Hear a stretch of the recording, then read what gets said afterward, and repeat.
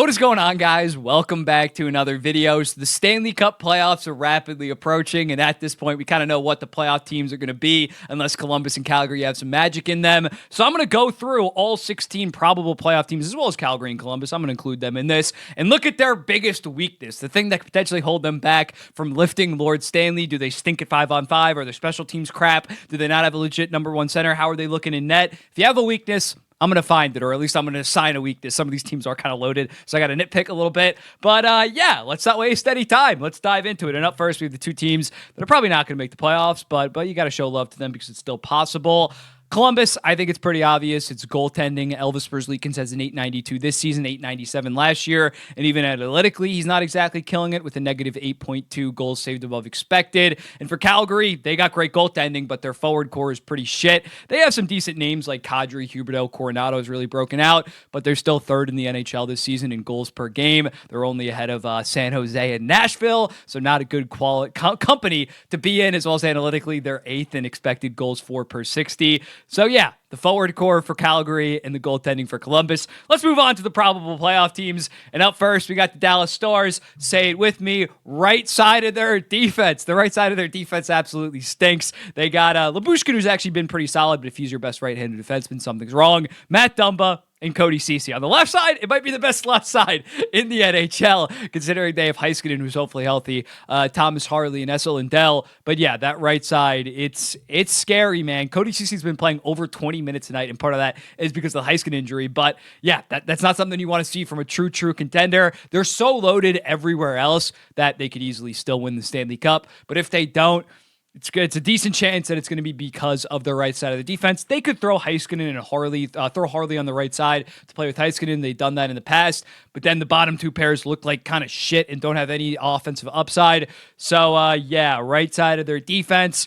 Mikko Rantanen better ball out, because if he plays bad, we're going to look at like, why'd you get Mikko Rantanen? Why didn't you get a right-handed defenseman? I know Mikko Rantanen's not a rental, but yeah, the right side of the defense. The Los Angeles Kings, another pretty obvious one.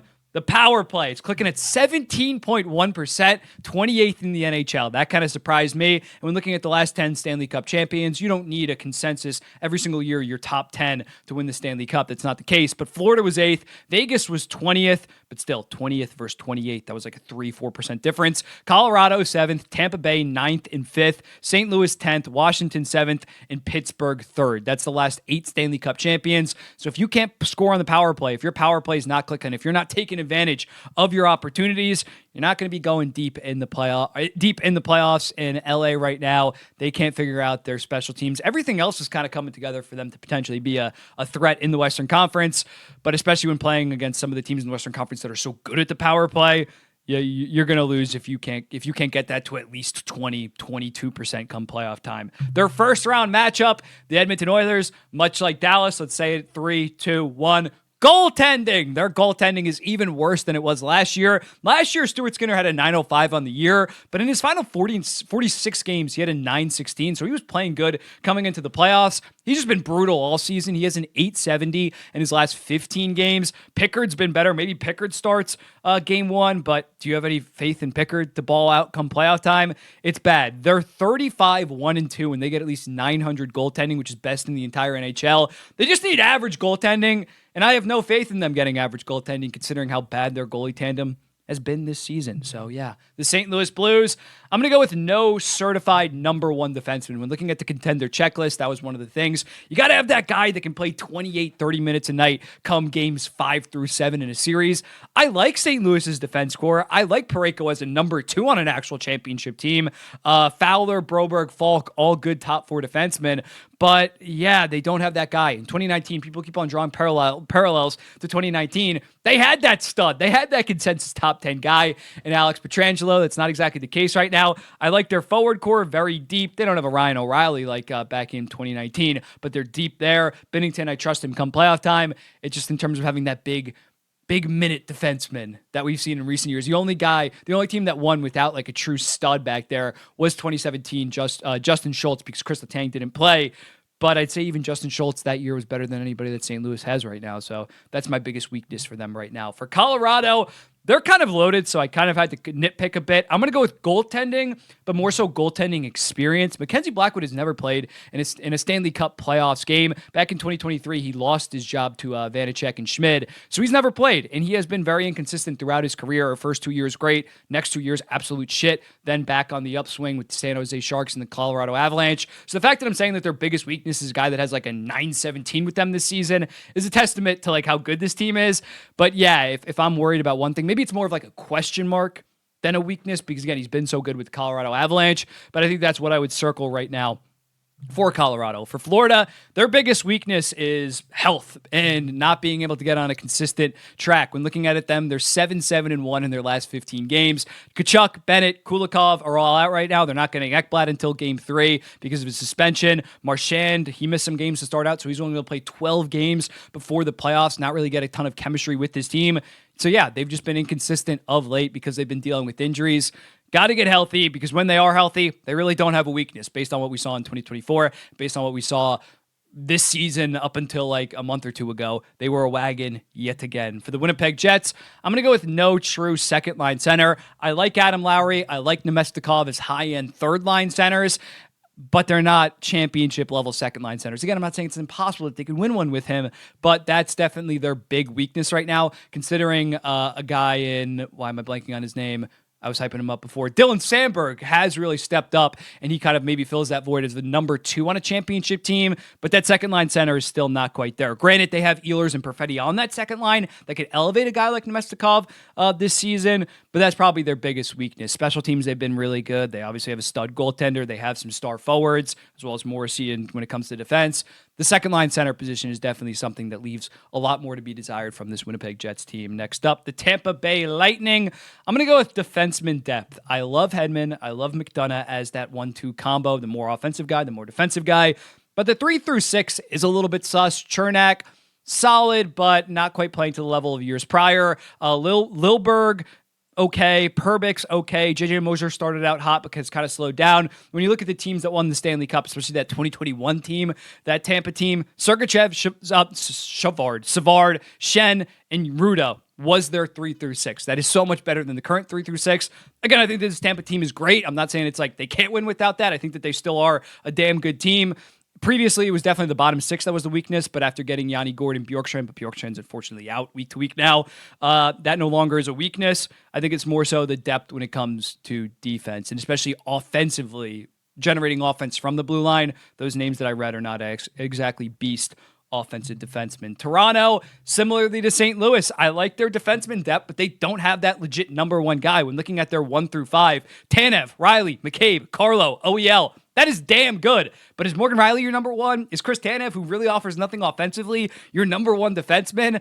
I don't really think so. And as we talked about before, I think 2017 Justin Schultz is better than anybody on Toronto right now in terms of being that number 1 guy. But yeah, historically, you need that stud. And when looking at Toronto, all of their guys, their depth players are stepping up in a big way defensively and offensively. Stolarz and Wool look like they're enough in goal.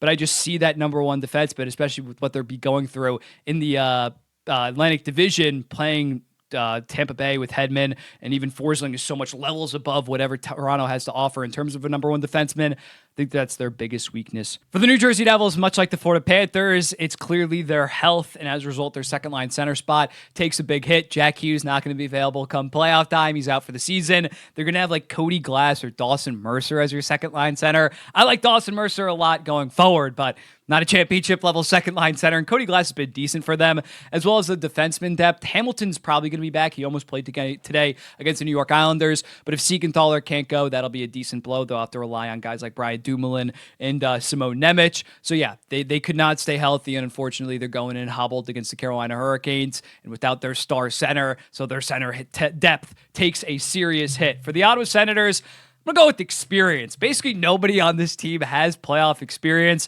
outside of like Claude Giroux. Even Linus Ullmark didn't really play like a ton for the Boston Bruins. When you think about their runs, Swayman was the main guy last year. They lost in 7 games to the Florida Panthers. So yeah, they don't have jack shit. And usually a team coming out of a rebuild, their first run, they don't go on this deep run. You kind of got to take your beatings against some of the more experienced teams, and it takes time to adjust. Playoffs is a different style of hockey compared to the regular season. Now, Ottawa isn't some like all skill team where I think that they're going to get blown out of the water come playoff time, but it is going to take adjustments. And again, yeah, like even Dylan Cousins, who they traded for, he was on Buffalo. He never made the playoffs.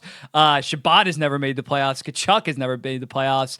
They do not have a ton of experience. Nick Jensen has, but yeah, outside of like Jensen and Giroux and David Perron, there's really nothing in terms of experience for Ottawa, so that adjustment is going to be a little bit hard for them. For the Vegas Golden Knights, you got to go with the penalty kill. It currently sits at 24th in the NHL and running the same test that we did with the power play. Basically, every single Stanley Cup champion was within the top 20 for the last 10 to 15 years, and especially considering they might be playing Edmonton in the second round and Winnipeg as the best power play in the NHL. That could be a Western Conference Finals matchup. Not nearly good enough right now. Hopefully, that's because they've been dealing with some injuries, but the penalty kill definitely needs to improve if you're the Vegas Golden Knights and you want to win a Stanley Cup. Minnesota, it's penalty kill on goddamn steroids. They're all the way down at 72.3%, down with the Detroit Red Wings and the New York Islanders. You never want to be coupled with those two teams. And yeah, they're going to play either Winnipeg or Vegas in the first round, who ranks first and second in the power play. So yeah, they're going to get cooked if they don't lock the hell in terms of their special teams, which surprised me a decent amount. When I saw that like a month or two ago, how bad they were, I'm like, you got Brodin, you got Spurgeon, you got Brock Faber. How are you so goddamn bad at the penalty kill? But they haven't been able to figure it out. It's not like Kirill Kaprizov's the best penalty killer of all time. They did miss Joel Eriksson for a while, but it's been bad all season, and I have no indication to think that they're going to be able to slow down, again, the top two teams in the NHL. In terms of the power play, Carolina, second-line center for sure. Kakaniemi is yet again going to be their second-line center come playoff time. We talk about it with Carolina all the time. They are stout defensively. They're able to suffocate teams in the regular season, but it seems like in the second or the third round, eventually they just hit a wall offensively, and a lot of that has to do with them just not being able to get enough offense from that second-line center position. It's just not nearly good enough. So, yeah, I think Kakaniemi is a major minus for a team that outside of that, not like top tier contender, but if you plugged in a much better player, I would have a lot more faith in Carolina making the Eastern Conference, maybe making the Stanley Cup Finals. But I can't believe him, especially when a guy like Svechnikov's having a down year offensively. They just don't really scare me a lot, and a lot of that has to do with the second-line center. Next up for the Washington Capitals, they're very good and deep at basically every single position as long as Thompson and Protas are ready to go. So I'm going to go with, like, they just don't have superstars. I hate to be, like, basic like that, like, you need a superstar to win in this league. But that's kind of the case. That is kind of the case when looking at recent Cup champions and even the 2019 Blues. I think Ryan O'Reilly's better than anybody on the Washington Capitals right now. Sometimes just late in series, games 5 through 7, when you're playing guys out the wazoo, forwards 23, 24 minutes, defensemen 30 minutes. They just don't quite have superstars. And in the first two rounds, they won't really have to deal with that a ton because they play Montreal, because they play New Jersey or Carolina, Jack Hughes-less New Jersey Devils. But come an Eastern Conference Finals, come a Stanley Cup Finals, they're most likely, almost certainly going to not have the two best players in that series, maybe even not have the three best players in the series. And again, when it comes to those games late in series, sometimes you just need superstars to get over the hump. I like John Carlson. He's a top 11 to 15 defenseman. Ovechkin's one of the best goal scorers in the NHL. Strome has solidified himself as a top 15-ish center, but they don't have some of those names that they're eventually going to run into later on in the series that will just truly be able to take over games, if you get what I'm saying. So that would be their weakness. Again, very good team. Not calling them fake, not calling them frauds, but usually you need at least one like top 15 player in the entire NHL to win a Stanley Cup. And then lastly, we got the Montreal Canadiens. Their biggest weakness is playing at 5-on-5. They've been a brutal 5-on-5 team the entire season. A 47.1% expected goals percentage at 5-on-5, which is 28th in the NHL, 46% goals percentage. And even on this heater that they've been on, yes, they have improved their goals percentage at 50%, but analytically in their last 20, they're still sitting at 47.7%. They've really just been kind of carried by Hudson and Suzuki of late, and Montembeault has really stepped up. But in terms of their depth, especially defensive depth, they're going to get caved in most likely come playoff time. They could win a series. They could maybe even win 2 series. But in terms of winning a Stanley Cup, to be that lackluster at 5-on-5, and it's not even like they've been hot dominating possession of late, that's their biggest weakness as of right now. If they can dominate on the special teams, they can be a problem for anybody. And Hudson and Suzuki have just been that damn good. But the 5-on-5 play has really held them back in terms of, in my mind, being a legit contender. But let me know in the comments, what do you think about these weaknesses? Which teams am I off base on? Which teams did I hit right on the head? What are some suggestions in terms of other weaknesses that these teams might have? I'll be seeing you in the next one. Peace. We'll probably do strengths. I'll probably be positive. Peace.